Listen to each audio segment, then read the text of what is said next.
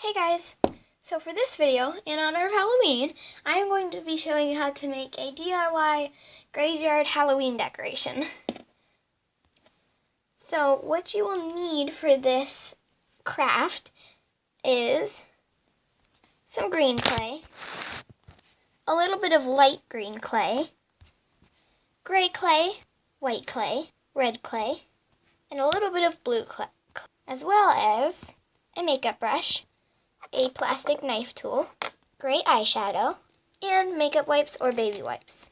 So the first step is this is kind of like preparation, but you're going to take the makeup wipe, or like cleaning wipe, and you're going to wipe down your area because you don't want any dust or dirt particles on it or anything, especially on the white clay, because you don't want to get it dirty. You want it to be nice and clean. The next step is to take your green clay and kind of flatten it. You can make it as thick as you want or as thin as you want. And yeah, you just flatten it out. Now once you have it flattened, you're just going to take your knife tool and, first before you cut, you want to wipe it off with the makeup wipe. And then you want to cut it into the shape you want. It can be a square or a rectangle. I'm going to make mine a rectangle so there's more room for the headstone or whatever it's called. So now that I got it shaped how I want, I am just going to kind of make it give it a grass texture. So for giving it the grass texture, I'm just using this rock thingy. I don't really know what it's called, but yeah, and if you don't have this, you can just use anything you want that's textured to make the grass. But I'm basically just putting it in here like this. And it kind of comes out as grass texture. It's really cool. So I'm just going to do this and I'll show you when it's finished. Okay, so now I got the grass finished. I think it turned out pretty good. Anyways, so the next thing you're going to do is you are going to take your gray clay and then you're just kind of going to shape it into the headstone shape. So I'm kind of repeating the same process that I did with the grass. So I'm just going to flatten it out. I actually use this Shopkins little tray thingy. You can use whatever you want to flatten it, but I found that works. So I'm just going to flatten it. And you do kind of want it to be thick because it is a headstone, and headstones are generally thick. So you don't want it to be too thin, but if you want a thin headstone, you can do that. And also, you want to make sure that the clay you're using is clay you can bake, because if you can't bake it, that won't really work out. So you need to make sure you can bake it. And now that I have it flattened, I'm just going to cut one side to make it flat. And then I'm going to cut out the headstone shape. So this is a headstone. You can it doesn't really have to be shaped like that. You can shape it however you want. I just kind of did it how it's normally done, like that. Well, I guess they are usually rectangles, but I wanted to do them like that. So now that you have it like that, you're going to take your little knife tool and you're just going to write rip in there. So I'm actually going to use this needle to write rip because it's just a needle pin. It's not an actual needle thing for shots and stuff. But I'm going to use this because I think this is a little too big. But if you choose to use a needle, make sure you have parents' help because needles are very sharp and I don't want you to poke yourself. Well, if you're really young. But if you're really experienced with needles and stuff, then you don't have to worry about it. But still want you to be careful. Okay, so I got the rip in.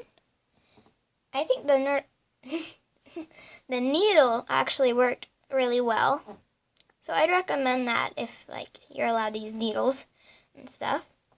So there's that. And if you want, you can put like blood drips on the top of it and stuff. Well, not actual blood drips, but using your red clay, you could do that. I think I'm gonna like try it on the back of the headstone thing, because then like if I don't like it, it won't like mess up the whole thing. So I recommend doing that if you're not sure about it. And you do want to maybe reuse the wipe thing so you can like wipe it down after every like clay color, because you don't want to mix colors. Unless that's what you're trying to do to get a certain shade, then like that's okay. But after that, you might want to wipe it down. I didn't think that the blood on it looked all that good, so I decided not to do it. But anyways, the next step is to put that onto the grass. So I know I keep saying to wipe down the surface, but you want to wipe it down and make sure it's wet, so when you put the grass on, it doesn't stick there. So what I'm going to do is I'm just going to set it in the middle there. And then what I'm going to do is I'm going to take a like little knife tool, and I'm going to kind of press down the sides of the headstone on like the sides and the back to hold it down so it doesn't fall, because clay doesn't always stick like perfectly. So there's that part. Now there's an extra little part that I'm gonna add to this. Another tip: if you use the red clay, make sure you wipe down your hands before you use any other colors, because the red will spread. Hey, that rhymed. So what I'm gonna do is I'm gonna add like a hand sticking out from the grave, and I wasn't really sure how to do that. So what I'm doing is taking a little bit of the green, mixing it with some white to make it look like all like moldy and stuff. And then I'm going to add some of this blue color to like help with the effects of the color. Okay, so I don't know if you're able to see this, but I made this kind of bluish grayish color, which is what I think kind of like a zombie hand would look like. So basically what I'm gonna do is I'm kind of gonna just like form this into like fingers and the whole hand. What I'm doing is I'm rolling this one out. I'm gonna make it a little bigger. I'm rolling some clay out, well, like of the color I just made, and then I'm just gonna like cut it, and then that will be the fingers. You can do two hands, but I don't know, I'm just doing one. And for this one, it's like pretty small, so I'm not gonna make the hand too big, but you do want it to be a decent size. For the rest of the hand, I am just going to roll out some more of that, but like thicker, because that will be the arm that's coming out. For the palm, I'm going to take some of the same clay and just kind of roll it into a little ball, and then I'm going to kind of like sort of flatten it out a little bit to make the hand, or like the palm.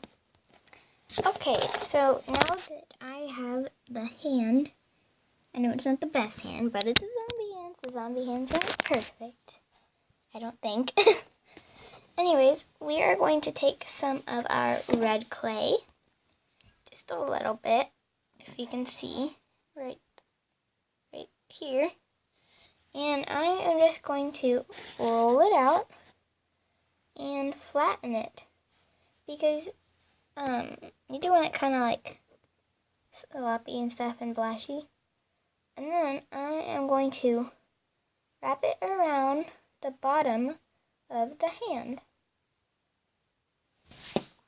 So now that we have our hand already, we can stick it in there. And I'm gonna use the same method I did with the headstone. To give it extra support, I'm going to roll up a little ball of clay and then put it in the front and the back, because then it'll just make it look like more blood, and it will give it support. Okay, so there's that. So we won't need any more clay for this, unless you want to add like maybe some bones on it or any other extra features you want.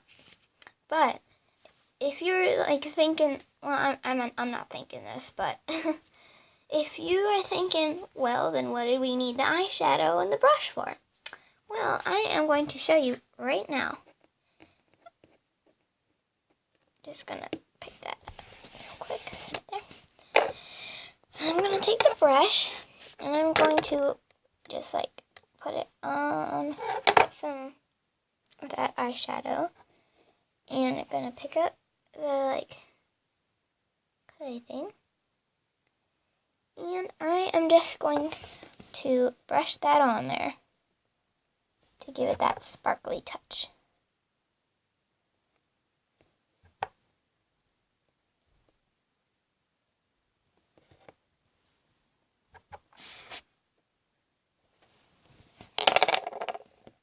So if you have like maybe like a blue eyeshadow or a green eyeshadow, you could put some on the zombie hand and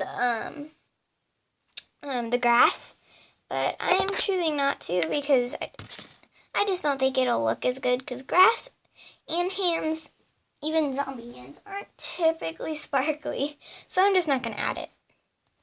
Well, there you go, a DIY Halloween, like, I guess it could be room decor if you wanted it to, but a little, like, clay thing. I think it's really fun to make, and it's just, like, you could even do this with your family. It's a really fun activity to do, especially for Halloween. I, actually really like making stuff with clay because I just think it's quite fun, so it's a fun activity, but of course, if you don't like making stuff with clay, this might not be as fun for you. But anyways, of course you have to bake it, and just like follow the directions on the package. And if the package doesn't have directions, I'd recommend looking up the brand and checking to make sure, like, what kind it is, if it's baked or not. And if you did all this and you can't bake it, I am so sorry. And that's why you need to make sure that it's bakeable clay. So you just want to bake it, and you can put a glaze over it as well, which I am probably going to do, but I will be doing that like after the video, because I can't like edit stuff to where I like film one part and then film later when it's done. So I am not able to do that. But those are basically the last two steps, is to bake it and put glaze on it. And there you go. So make sure you give this video a like if you liked it, and comment down below what Halloween DIY you want to see next. And also comment down below what you are going to be for Halloween. Bye!